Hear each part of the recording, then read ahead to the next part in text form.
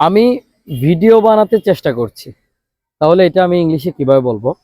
তাহলে এটা বলার জন্য আমাকে ইউজ করতে হবে subject plus am is are plus trying to plus verb one plus object.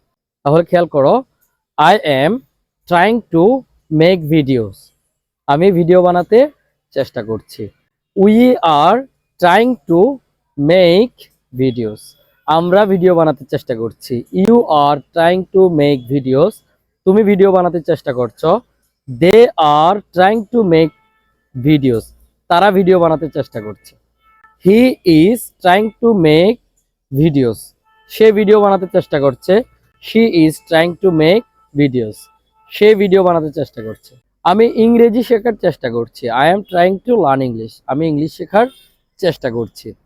তুমি ইংলিশ শেখার চেষ্টা করছো। You are trying to learn English. তুমি ইংলিশ শেখার চেষ্টা করছো। আমি ইংলিশে কথা বলার চেষ্টা করছি। I am trying to speak English. আমি ইংলিশে কথা বলার চেষ্টা করছি। তুমি ইংলিশে কথা বলার চেষ্টা করছো।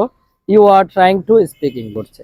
তাহলে তুমি আর কি কি চেষ্টা করছো, এই প্যাটার্ন দিয়ে বাক্যগুলো তৈরি করার চেষ্টা করো।